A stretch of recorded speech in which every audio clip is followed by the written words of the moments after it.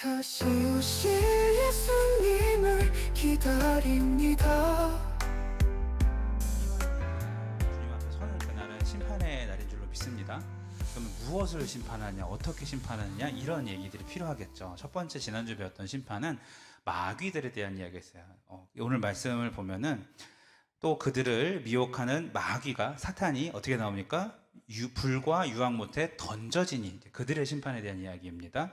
거긴 또 누가 있어요? 그 짐승과 거짓 선지자도 있어. 영원토록 세세토록 밤낮 괴로움을 받을 것이라고 말합니다. 자, 심판의 1차적인 대상은요, 마귀에 대한 심판이에요.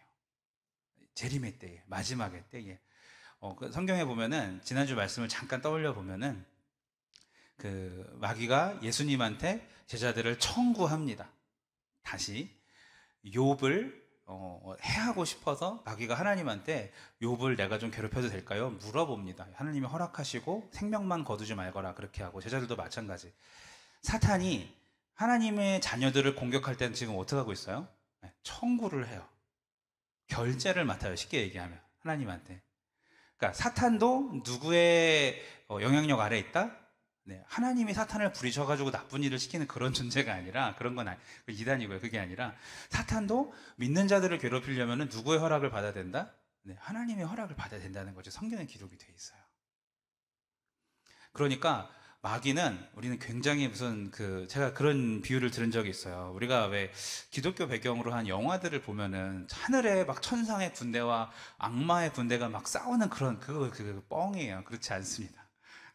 올바른 성경을 제대로 아는 사람은 하나님과 하늘의 군대라고 표현하기도 뭐하죠. 그냥 하나님의 모든 그 권능의 세력들과, 이 천사는 그냥 무슨 굉장한 무슨 조폭이나 군대나 그런 개념이 아니라, 하나님께서 허락하셔야만 힘을 쓸 수 있는 골목대장 같은 그런 동네 그 불량배들 느낌?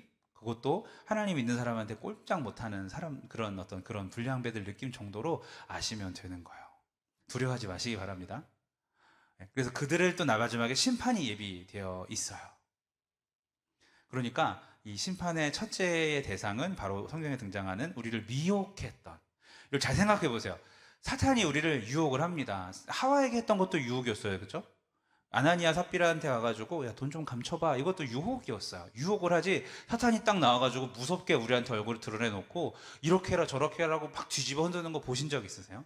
한 번도 영화에서 나갔지, 그죠? 거기 막 심취해 있는 숭배자들이 그럴지는 몰라도 실제로 그렇게 할 수 있다 없다? 못한다. 그러니까 두려워하지 마시기 바랍니다. 사탄과의 영적인 전쟁이라는 게 막 치열하게 사탄과 피 흘리기까지 싸우는 그런 전쟁이 아니라 죄와의 전쟁인 것이고, 우리를 부추기는, 그렇게 만드는 그런 것들을 쳐내는 복음으로, 그리스도의 이름으로, 예수님의 이름으로 언제든지 이길 수 있는 것을 믿으시고, 그렇게 막 굉장한, 이건 진짜 판타지예요. 이렇게 싸우고 막 이렇게 된다는 것은. 하나님 앞에 믿음으로 전신갑주를 취하고 무장하시면 아무것도 못하는 것이 귀신이고 사탄 아닙니다. 여러분, 그러한 담대함을 가지고 사시길 축복합니다. 네, 오늘 두 번째는 이제 우리의 심판. 지난주에는 사탄에 대한 심판이었다면 우리의 심판은 성경에 뭐라고 나올까요? 오늘 말씀도 여러분 잘 기억을 하시고 적으셔도 좋습니다. 마지막 때는요, 모든 이 사람들, 인류에도 심판이 오게 될 것입니다. 특별히 예수님을 알지 못하는, 하나님을 믿지 않는 사람들의 혹독한 대가는 반드시 기록이 되어 있습니다. 하나님을 아주 잘 믿는 사람이나, 하나님을 대충 믿는 사람이나, 뭐 신이 있나 보다 이런 사람들이나, 아니 신이 어딨어 이런 사람이나, 교회를 미워하고 하나님을 대적하는 사람이나, 다 똑같이 심판대 위에 설 거예요. 우리가 보기에는 다 뭐 다른 거하고 각자가, 아니요, 다 똑같은 심판대 위에 모두가 다 설 거예요. 그리고 하나님께서는 반드시 심판을 하실 것입니다. 마태복음에서 24장 38, 39절 제가 읽어드리면, 홍수전에 노아가 방주에 들어가는 날까지 사람들이 먹고 마시고 장가들고 시집가고 있으면서 홍수가 나서 저희를 다 멸하기까지 깨닫지 못하였으니 인자의 임함도 이러하리라 라고 예수님이 직접 말씀해 주셨어요. 지금 이렇게 교회를 미워한다거나 하나님을 믿지 않거나 자기 돈이나 자기 가진 재산을 믿는, 어떤 힘을 믿는 사람들, 예수님 올 때까지 그럴 거래요. 그리고 한꺼번에 노아의 심판이 임하니까 그때서야 방주문 닫힌 다음에 아무리 밖에서 열어달라고 막 두드리고 쳐대고 소리 질러도 절대 열리지 않습니다. 그게 심지어 내 친척일 수도 있고 가까운 사람일 수도 있어. 절대 열리지 않습니다. 인자의 임함도 그러하리라. 기억하시길 바랍니다. 노아의 홍수 사건을 빗대신 이유, 비유하신 이유는 명백하죠. 첫 번째는 반드시 있다라는 거예요, 심판이. 그리고 그때는 기회가 없다라는 거예요. 그 지금이 기회라는 그런 뜻이겠죠. 노아를 그럼 왜 보내셨을까요? 그 타락해가는 시대에 사람들을 구원하려고 보냈어요. 아무도 그 얘기를 듣지 않은 것뿐이죠. 그죠? 노아는 나무로 심판을 면하는 방주를 만들었고, 예수님은 나무로 십자가를 만드셨습니다. 그 나무를, 그 십자가를 지신 예수님을 믿는 사람은 누구든지 구원을 얻을 수, 그 방주에 타는 사람은, 열려있을 때 타는 사람은 누구든지 구원을 얻을 수 있게 하셨어요. 물어는 받겠죠. 그리고 코드숨 쳤을 겁니다. 뭔 소리야, 산에 무슨 홍수가 나, 말도 안 된다고 생각을 했을 것이지만, 결국은 정말 그들이 생각하기에 말도 안 되는 것이 아니라 하나님의 입장에서는 자기가 본인이 기회를 주는데도, 하나님께서 기회를 주는데도 자기가 싫다고 해서 안 들어오는, 말도 안 되는 죽음의 길로 달려가는 그런 상황이 되었던 것이죠. 가장 중요한 점은 하나님께서 노아 시대 때 행했던 것을 예수님 시대에 살고 있는 지금 우리들 마지막에도 똑같이 행하신다고 직접 말씀하셨다는 사실입니다. 노아의 시대, 창세기 6장 11절 제가 세 번역으로 읽어드리면 슬픔이 가득한 시대였었어요. 하나님이 보시니 세상이 썩었고 무법천지가 되어 있었다. 앞으로 세상은 점점 그렇게 될 겁니다. 기후온난화가 잘 해결될 것 같으세요? 됐으면 좋겠어요. 저도. 전쟁이 다 멈추고 진정한 평화가 올 것 같으세요? 잘 됐으면 좋겠어요. 성경에 뭐라고 나옵니까? 나라가 나라를 대적하고 지진 처처에 일어나며 수많은 여러분들이 생각하는 끔찍한 공포들이 다가오기 시작할 겁니다. 그때 믿음을 보겠느냐 하셨어요. 할렐루야. 자연스러운 거예요. 이것은 오히려 말씀이 이루어짐을 깨달으시길 바랍니다. 감사할 것은 아니죠. 말씀은 원래 이루어지니까 감사할 일이지만, 재앙이 있는 것을 감사할 건 아니지만 우리의 믿음이 있음을 감사하시고 붙드시길 바랍니다. 할렐루야.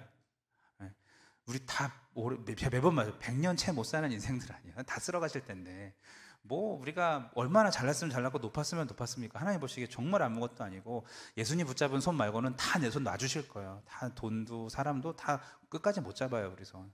주님 꼭 붙드시길 바랍니다. 이러한 반역이 하나님의 마음을 아프시게 합니다. 세 번역, 땅 위에 사람을 지으셨음을 후회하시며 마음을 아파하셨다. 그리고 홍수를 보내셨죠. 인자가 올 때도 그러할 것이라 하면서 방주의 문이 닫힌 사건을 이야기하십니다. 여러분은 마지막 심판에 대해서 어떻게 상상해 보셨나요? 성도 여러분? 저는 이제 법정 드라마를 보면 유죄인지 무죄인지 막 가려가지고 구형을 딱 하잖아요. 뭐 징역 몇 년, 아니면 뭐 무죄 막 이런 거 하잖아요. 이미 우리 중심을 다 보시는 하나님께서, 우리만 딱 봐도 이미 우리 이력을 다 아시는 하나님께서 사람들이 줄줄이 쫙 세워놓고 딱 한 번, 인생에 단 한 번밖에 없는, 누구도 나를 변호해 줄 수 없는, 성경에 보니까 예수님만이 나의 변호자가 되셔요. 성령님께서 옆에서, 아시죠? 성령님이 그럼 하면서 천국 딱 이러실 것 같아요. 예수님이 딱 와서 아시죠? 이러면은 저리가 이렇게 되면 그냥 끝인 거야. 영원한 재판. 그냥 그 하늘의 법정에는 무조건 종신형입니다. 영원한 고통을 당하게 되는 거야. 그거예요. 그거. 그런 곳을 생각해 봅니다. 얼마나 무섭고 사람들이 두렵고 떨리는 마음으로 이 세상에서 아무리 잘 나가면 뭐해. 다 그렇게 있을 것입니다. 저는 그런 생각을 많이 해봤어요. 엄숙하고 무섭습니다. 준비되지 않은 사람들한테는 다른 길이 없어요. 그냥 낭떠러지로 떨어지는 거죠. 하지만 이 심판에 대해서 바로 이해하고 있는 그리스도인들에게는 두려운 시간이 아니라 오히려 기다리는, 고대하는 시간이 될 수도 있습니다. 그래서 근본적인 몇 가지 질문을 우리가 오늘 완전히 해결하고 의심하지 않았으면 좋겠어요. 오늘 말씀을 통해 풀었으면 좋겠어요. 먼저는 누가 심판을 받을까요? 자, 마태복음 25장 32절, 모든 민족을 그 앞에 모으고 각각 분별하기를 목자가 양과 염소를 분별하는 것 같이 하여 라고 나와 있어요. 어딜 누구를 모은다고요? 모든 민족을 다 심판받습니다. 예외는 있다 없다? 없다라는 거야. 모든 민족을 다 심판받아요. 그런데 그럼 그 도매급으로 이 무리들이 다 심판을 받느냐? 아니요. 고린도후서 5장 10절을 보니까 이는 우리가 다 반드시 그리스도의 심판대 앞에 드러나 각각 선악간에 그 몸으로 행한 것을 따라 받으려 함이라 라고 나와 있어요. 어떻게? 각각. 모두가 다 심판받는데 각각의 죄를 한다고 성경에 분명히 기록되어 있습니다. 이 많은 질문을 갖게 하는 내용이죠. 어떤 거냐면, 그러면 예수님에 대해서 들어보지 못한 사람은 어떻게 심판을 받습니까? 예수님이 오시기 전에 살았던 사람들은 어떻게 심판을 받습니까? 그들 역시 심판입니까? 그런데 다른 기준이 적용이 돼요. 예수 그리스도를 믿는 믿음이 가능한 사람과 그렇지 않게 살아가는 사람들한테는 다른 기준이 적용이 돼요. 이런 내용이 나와요. 예수님께서 기적 앞에서 하나님이 많은 기적과 기회를 주셨는데 그 기회를 발로 뻥 걷어차버린, 마치 노아 시대 사람들처럼 발로 뻥 걷어차버린 그런 사람들이 있었어요. 벳세다와 고라신이라는 지역의 사람들인데 책망하시면서 예수님이 이렇게 얘기하십니다. 잘 들어보세요. 화가 있을진저 고라시나 화가 있을진저 벳세다야, 너희에게 행한 모든 권능을 두로와 시돈에서 행하였더라면 저희가 벌써 베옷을 입고 재에 앉아 회개하였으리라. 자, 재는 소망이 없잖아요. 다 타고 남은 그 재에 앉아서 막 뿌리면서 나라가 망한 것처럼 하는 그런 회개 기도를 말하는 거예요. 벳세다와 고라시는 내가 너희들한테 했던 노력들을 저쪽에 있는 두로와 시돈 지방에 가서 이 사람들한테 했더라면 얘네들은 벌써 잿더미에 앉아가지고 내가 왜 그랬을까, 하나님 잘못했습니다라고 회개했을 거라는 내용이에요. 그래서 뭐라고 말합니까? 22절에 내가 너에게 이르노니 심판의 날에 두로와 시돈이 너희보다 견디기 쉬우리라, 이렇게 말을 하고 있어요. 그러니까 심판이 같이 임했을 때 기회를 줬던 벳세다와 고라시는 여기 두로와 시돈보다 훨씬 견디기가 어렵게 될 것이고 이들이 쉬울 것이라는 그런 얘기인 거죠. 너희보다 견디기 쉬우리라. 이것이 이제 진리를 나타내는데 모든 사람이 다 똑같은 기준으로 심판받는 게 아니라는 사실입니다.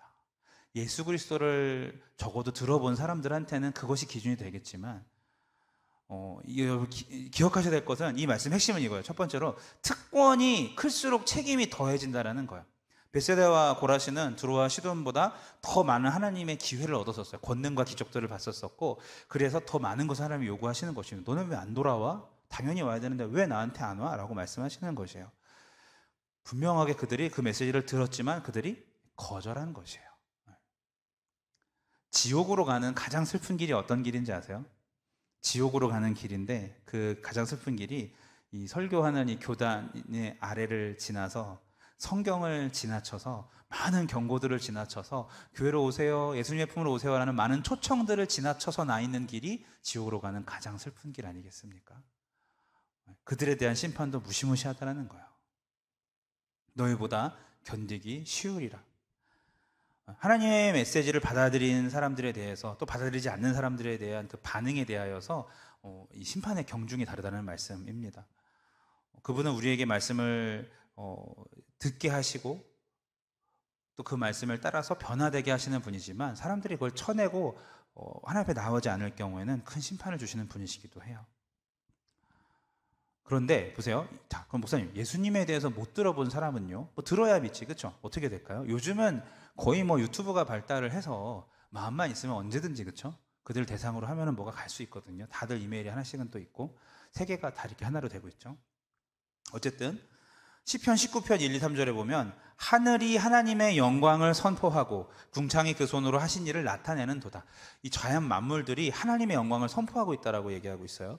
날은 날에게 말하고 밤은 밤에게 지식을 전하니. 자, 지금 계속 나오는 메시지가 뭐예요? 하나님에 대해서 자연이 사람들에게 대해서 계속 말하고 있다라는 얘기예요. 전하고 있으니 언어가 없고 들리는 소리도 없다고 얘기를 합니다.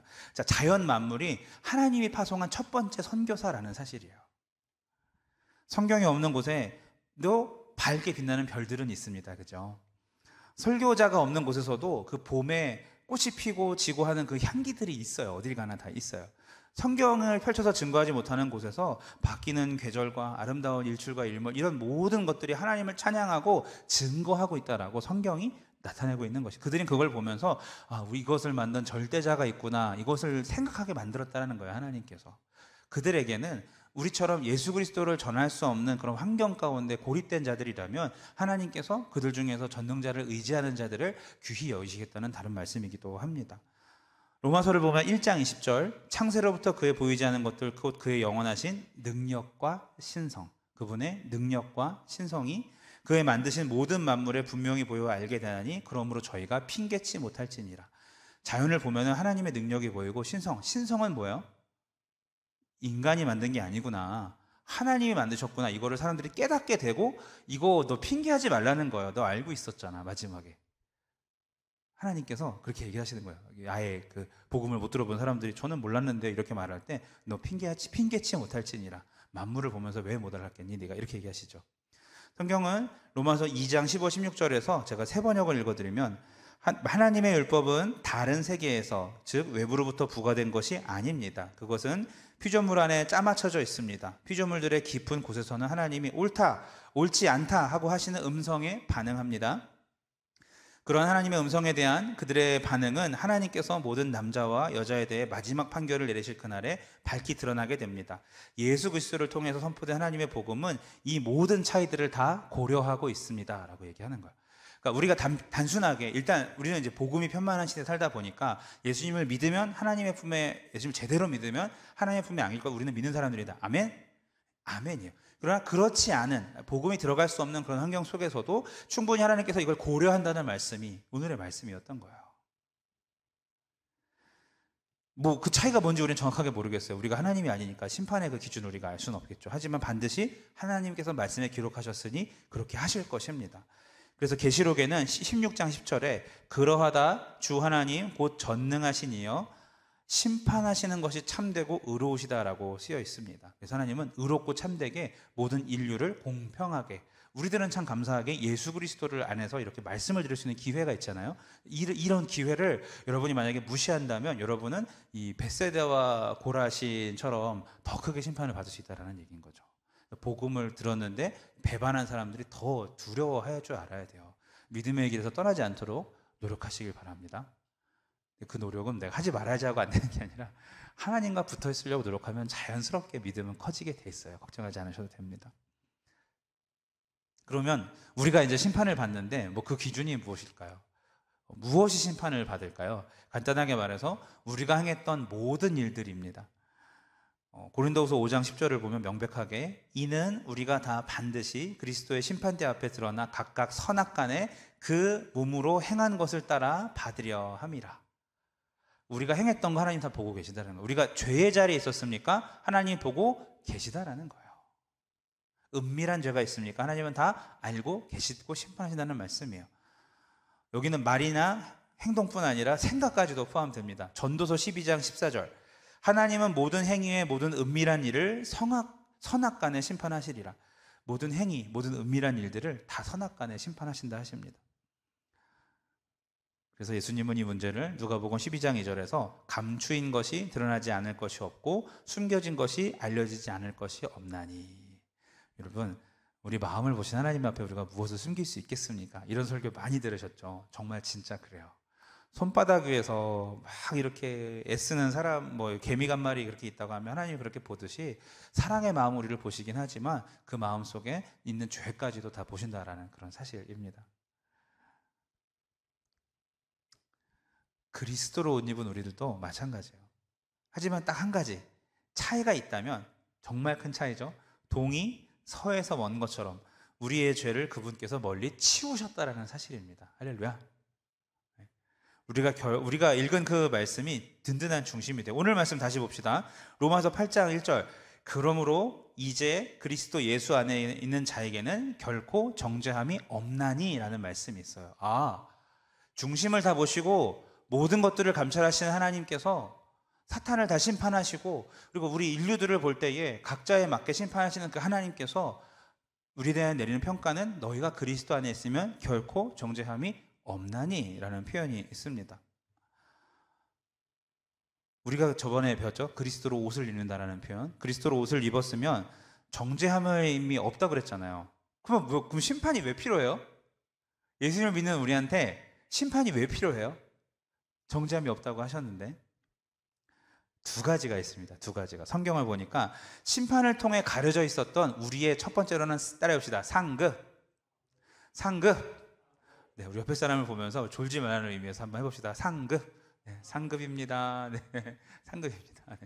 네, 상급이 있다고 나오고 두 번째는 그렇게 상급을 주시면서 은혜가 드러나요. 상급과 은혜가 드러나게 됩니다.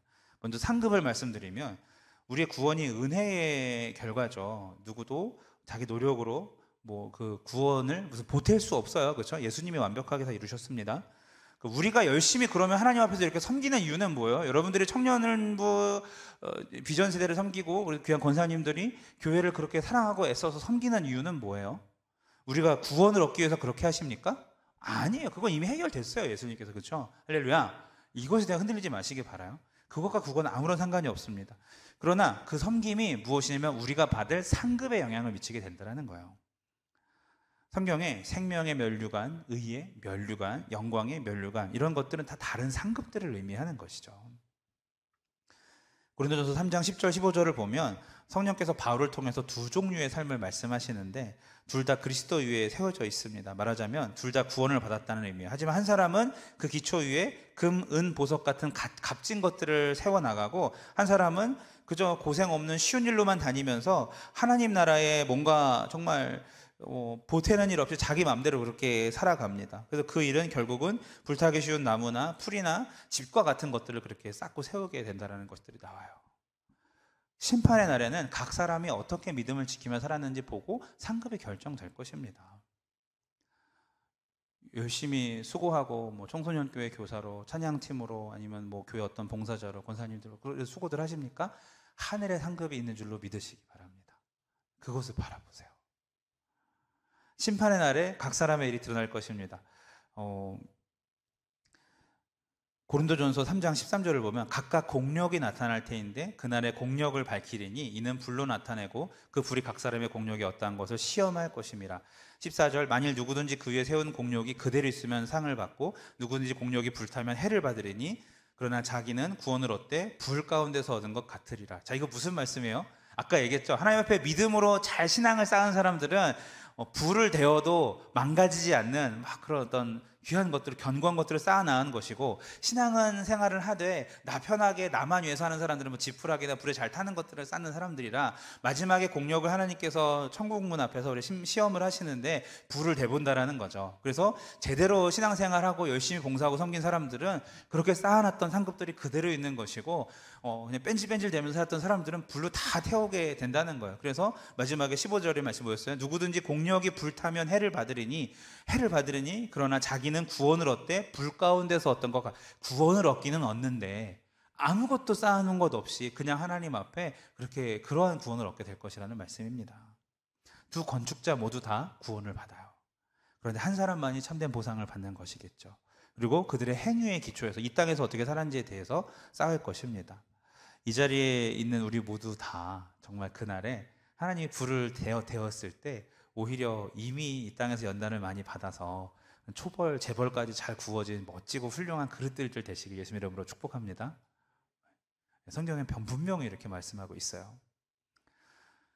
저는 그 보상이라는 것들이 그럼 무엇일까 고민을 해봤어요. 더 많은 책임이 주어지면서 주인의 즐거움에 참여하는 것, 이것이 이제 성경에 나오는 우리에게 그 상급이거든요. 더 많은 것들을 우리에게 맡겨주시고 더 하나님의 즐거움에 참여할 수 있는 것. 마태복음 15장 21절 잘하였도다 착하고 충성된 종아 내가 작은 일에 충성하였음에 내가 많은 것으로 내게 맡기리니 내 주인의 즐거움에 참여할지어다. 확실한 것은 이것입니다. 우리는 은혜로 구원받았고 행위에 따라 상급을 받는다는 것, 그리고 이것을 넘어서면은 다 위험하고 다 추측이고 논쟁에 빠지고 안 좋은 것들이에요. 성경이 딱 말하는 건 여기까지예요. 그러니까 이거다라고 결론 우리가 더 이상 내리지 마시길 바랍니다. 여기까지 믿으시고 공력에 대한 얘기가 있구나, 내가 이 땅에서 섬기는 이것들이 하나님께서 다 보고 계시고 그것을 다 체크하고 계시구나, 이 마음을 가지셔야 하는 것입니다. 그러면 한 가지 중요한 사실, 경태 형제가 딱 천국에 갔고 누구 할까? 우리 동기 형제, 미안해요 만약에 딱 갔어요. 동기 형제가 막 좋은 걸 쌓았다고 생각해 봅시다. 불을 딱 댔는데 단단해, 미안해요 만약에 그런 일은 아니에요, 그냥 상상입니다. 경태 형제가 만약에 뺀질됐어요. 다 근데 다 타버렸어. 그러면 이제 경태 형제가 동기 형제한테 하나님 불공평하시네 막 이럴 수 있을까? 아니면은 막 그 다른 사람들이 보기에 내가 보기엔 저 사람 괜찮은데라고 논쟁의 여지가 있을 수 있을까요? 보상의 정도나 어떤 상황에 따라서 질투하거나 자랑하는 사람들이 생길까요? 아니요. 우리가 이미 그 땅에 들어가서 우리의 구원이 완성된 상태로 그곳에 들어가게 됐다면 많이 가진 사람을 적게 가진 사람이 보고서 부러워하거나 혹은 뭐 원망하거나 그런 일이 생기지 않는다라는 것입니다. 왜냐하면 그곳에는 죄가 없는 상태이기 때문이에요. 이미 의의 면류관. 무슨 말씀인지 아시겠죠? 하나님께서 구원해 주신 것만으로도 감사한 그 기쁨과 주님을 예배하는 온전한 예배자로 그거 천국에서 계시록에 나와 있는 어린 양을 예배하는 온전한 예배자로 살아갈 것이고 그 안에는 어떤 불평과 비교와 이런 것이 없다라는 말씀입니다. 죄가 없는 상태에서 우리의 관심은 나에 대해서 벗어나게 되고 오직 예수 그리스도께 갈 것이기 때문에 그래요. 사랑하는 여러분, 훗날 받은 상급은요 하나님이 결정하시니까 우리는 그때 주님 저는 무익한 종이었습니다라고 그런 고백만 할 수 있었으면 좋겠어요. 착하고 성실한 모습으로 열심히 봉사하시길 예수님 이름으로 축복합니다. 자, 그러면 하나님의 은혜가 드러나고 믿는 자들이 심판을 받는다라는 이 의미를 궁극적으로 압축하면 뭐가 될까요? 두 가지죠. 첫 번째는 모든 죄가 다 드러난다. 두 번째는 그리스도 안에 있는 그리스도로 옷 입은 자들에겐 결코 정죄함이 없다. 죄가 드러나고 정죄하지 않는다. 죄가 안 드러나는 거 아니에요. 용서받았다고 우리 죄가 그냥 없음 처리되는 게 아니라 죄가 드러나고, 성경은 그렇게 기록하고 있어요. 죄가 다 드러나고 용서함을 받는다라는 것이죠.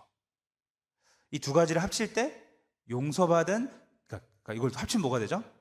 죄가 드러나고 용서받았어. 이걸 두 개 합치면 뭡니까? 용서받은 죄가 드러나게 된다는 것이겠죠. 그죠?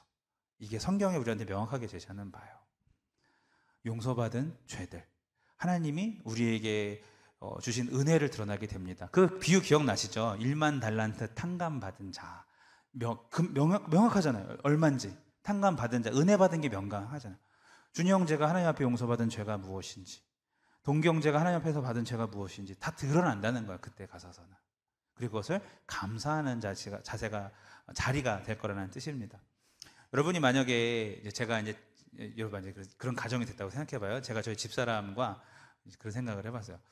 제가 우리 집사람한테 좀 불편한 거를 막 다 적어요. 1번부터 10번까지. 집사람도 제가 불편한 걸 적어요. 한 1번부터 100번까지 적겠죠. 막 딱 적었어. 근데 그거를 서로 읽어주는 자리가 있어요. 싸울 수 있잖아요. 그죠? 쫙 낭독을 해요. 그리고 맨 마지막에는 결론은 똑같아요. 그러므로 하지만 이 모든 어려움들을 나는 다 용서합니다. 왜냐하면 나는 당신을 너무 사랑하기 때문입니다. 당신이 이렇게 죄가 있는 것이 나의 사랑에 조금 더 영향을 주지 않습니다. 딱 했다면 나는 당신을 용서합니다. 나한테 상처 줬던 거 다 용서합니다. 괜찮습니다. 지금은 그 상처로부터 완전히 자유로워졌습니다. 이런 고백을 우리가 듣는다면, 우리가 이 죄의 항목들 하나하나가 이게 다 용서받은 게 된다면 이거 은혜 받은 거잖아요. 그 사람이 나를 용서해 탕감해 준 거니까. 그렇죠? 1만 달란트가 있었는데 탕감 받았다는 사실로 바뀌었어요. 그럼 이건 감사할 일인 거지, 내가 다시 돈을 벌어가지고 어떻게든 받지 이럴 게 아닌 거잖아요. 그렇죠? 마찬가지. 우리가 하나님 앞에 지었던 죄들이 다 드러나는데 용서받은 죄가 돼서 감사함으로 바뀌게 된다는 것이 성경의 기록입니다. 죄의 목록이 은혜의 목록으로. 여러분, 우리 다 그 은혜의 목록을 받게 될 사람들인 것을 믿으시기 바랍니다. 심판의 첫 번째 목적은요, 다 안 믿는 사람들을 죽여라 없애라 그것이 아니라 하나님의 은혜를 드러내는 것, 믿는 사람들이 구원을 얻는 것, 그것이 첫 번째 목적이기 때문에 그래요. 하나님의 자비로운 판결이 그가 만드신 온 우주에 울려 퍼질 것이고, 그 선하심을 모두가 다 똑똑히 보게 될 것입니다. 하나님 저 사람을 용서하신다고요? 이게 나는 그렇게 생각할지 모르겠지만 나 또한 온전히 구원이 있는 그곳에서는 그런 마음조차 들지 않을 거야. 나는 내 죄만 보기에도, 감당하기에도 그 은혜를 감당하기에 감사함이 넘칠 것이기 때문에 그렇습니다. 그리고 하나님의 은혜 앞에 당당히 서겠죠. 그런데 여러분 이제 착각하지 말아야 될 게, 그래도 목사님, 제 죄가 이렇게 다 이렇게 오픈이 되면 좀 수치스럽지 않을까요? 그렇죠? 그런 생각할 수 있지 않을까요? 여러분, 수치심이 어디서부터 나오는 거냐면 자기 중심성에서부터 나오는 거잖아요. 내가 무너진다라는. 그런데 그 자리, 심판의 그 자리 이후에는 뭐가 있냐면, 내가 자기 중심성이 아니라 천국은요, 계시록에 보면 그리스도를 중심으로 있는 예수님만 바라볼 수 있는 장소예요. 내가 더 이상 나를 바라보고 생각하고 사랑하는 그것을 넘어서서 이미 우리의 온 관심과 온 마음과 온 중심이 예수님을 향하여 있는 곳이, 그곳이 바로 어린 양을 향하여 있는 곳, 하나님 아버지를 바라보는 곳이 바로 그것이 천국입니다. 그래서 자기 중심적인 사람이 아니라 그리스도 중심적인 사람들이 될 것이에요. 천국에는 죄가 없는 상태가 된다는 말은 우리가 예수님을 바라보고 온전히 살 수 있기 때문에 가능한 일이기도 하죠. 천국에서도 자기중심성이 있다면 거기서도 죄를 지을 수밖에 없어요. 무슨 말인지 아시겠죠? 예수님께 탁 다 바라본 이렇게 중심이 다 바로 잡혀 있는 사람들이기 때문에 그렇게 비교할 수치스러울 그것도 없습니다. 그냥 감사의 은혜의 목록이고 다른 사람 거랑 자기랑 비교하고 그런 것도 없게 되는 거죠. 쉽게 얘기하면. 네, 할렐루야. 얼마나 감사한지요. 죄 없는 자녀들이 평판을 뭐 신경 쓸 필요도 없습니다. 좋은 인상 만들어낼 필요 없어요. 여러분 막 지금 여기 교회 올 때 어떻게든 막 저도 아침마다 저도 이제 집사람 안 불편하게 하려고 제가 새벽에 옷을 다리려고 노력을 많이 하는데 다려 입고 오늘 어떤 댕기를 맬까 막 예쁘죠. 막 이렇게 예쁠까 저게 예쁠까 막 해보고 목사인데 그래도 막 이렇게 갈 수는 없잖아요. 쭈구리처럼 그런 거 안 해도 돼요. 여러분도 어떻게 입고 머리는 오늘 어떻게 하고 이건 뭐 얼마짜리고 전혀 안 해도 괜찮아요. 그냥 편하게 주님 앞에 창조된 자 그대로 구원받은 자 그대로 감사하게 하나님을 찬양하는 행복한 일상이 되는 것 아니겠습니까? 그분이 우리는 그러니까 수치스러운 그런 게 아니라 정말 그냥 있는 모습 그대로 주님을 바라보고 주님 앞에 감사함으로 고개를 숙이고 다시 하나님을 높여 고개를 들어 찬양하게 될 것입니다. 그게 주님이 우리를 만드신 첫 디자인의 모습 아닐까요? 온전히 하나님의 형상이 회복된다라는 사실. 더 나아가서 다 공개된다는 거. 우리는 더 이상 남의 그걸 신경 쓸 필요도 없이 그런 체하지 살지 않아도 돼요. 살 필요가 없어요. 높은 자리를 탐할 것도 아니고 스펙 다 필요 없습니다. 그냥 진심으로 다 용서받은 진심 어린 공동체가 온전히 하나님을 찬양하는 행복한 모습을 상상해 보시길 바랍니다. 말씀을 맺습니다. 저를 믿는 자는 부끄러움을 당치 아니하리라 말씀하셨어요. 다시 한번 저를 믿는 자는 부끄러움을 당치 아니하리라. 이것은 다른 사람 앞에 드러나는 부끄러움이든 내 은밀한 죄에 대한 부끄러움이든 그 모든 것들이 하나님 앞에 아무런 의미 없어지고 용서받았기 때문에 오히려 감사의 제목으로 철저히 개인과 하나님의 관계가 될 것임을 믿으시기 바랍니다. 그래서 이 믿음이 의미가 있는 거예요. 우리는 권선징악의 시대를 그래도 그리스도인들은 살고 싶어 하면서 잘못한 건 어떻게든 딱 책임을 지우고 싶고 막 그렇지만 하나님은 그것까지 넘어서신 분, 개개인을 복음으로 말미암아 용서 다 밝히시고 용서하시고, 그러니까 대충 이렇게 도매급으로 하시는 게 아니라 낱낱이 다 해가지고 이렇게 하시는 분이심을 기억하셔야 합니다. 여러분, 그렇다고 난 그리스도를 믿으니까 난 죄와 상관없어 라고 하면서 구원파처럼 막 살지 마세요.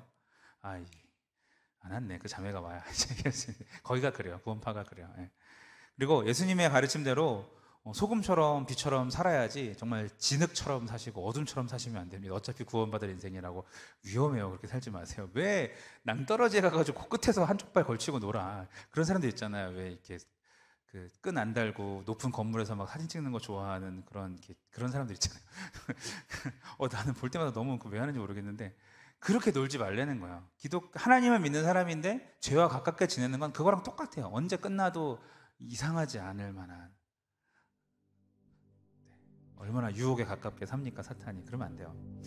오히려 그런 사람이 배신했을 때 베세다야 고라시나 네가 두로와 시돈보다 더 크게 책망받으리라 하신다는 말씀 기억하셔야 돼요. 구원받았다면 구원받은 자답게 사시길 바랍니다. 예수님의 형상을 닮으시고 마지막 날에 착하고 충성된 종이라 칭찬받으시면서 귀한 상급 누리시는 저와 여러분 되시길 예수님 이름으로 축원합니다. 우리